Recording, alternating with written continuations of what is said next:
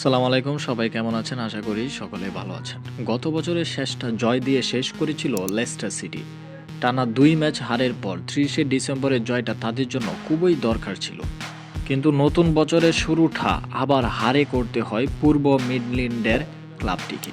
এমন উঠানামার মধ্য দিয়েই সময় কাটাচ্ছে লেস্টার।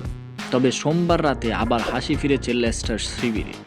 শেষ মুহূর্তে আব্দুল ফাতাহের করা গোলে ওয়েস্ট ব্রাউন্স আলবিয়নকে ২-১ ব্যবধানে হারিয়েছে তারা।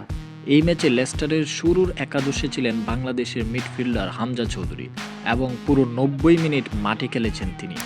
কিং পাওয়ার স্টেডিয়ামে অনুষ্ঠিত ম্যাচে ১৮ মিনিটে জর্ডান আইড গোল করে লেস্টারকে এগিয়ে দেন। ৩৪ মিনিটে কার্লান গ্রান্টের গোলে সমতায় ফেরে ওয়েস্ট ব্রামউজ। নির্ধারিত সময় শেষেও যখন ম্যাচ ড্র হওয়ার পথে, তখন যোগ করা সময়ের ৪৪ মিনিটে ফাতাহের গোল লেস্টারকে এনে দেয় গুরুত্বপূর্ণ ৩ পয়েন্ট। ম্যাচ জুড়ে দারুণ খেলেছেন হামজা চৌধুরী। রক্ষণে তিনি ৮টি ক্লিয়ারেন্স, ২টি ট্যাকেল ও ১টি ব্লক করেন। পাশাপাশি ৭৬ বার বল স্পর্শ করে ২ বারের গোলের সুযোগ তৈরি করেন এই বাংলাদেশি মিডফিল্ডার। এই জয়ের পর ২৬ ম্যাচে ১০ জয়, ৭ ড্র ও ৯ হার নিয়ে লেস্টার সিটির পয়েন্ট দাঁড়িয়েছে ৩৭। পয়েন্ট টেবিলে তারা এখন ১২ নম্বরে।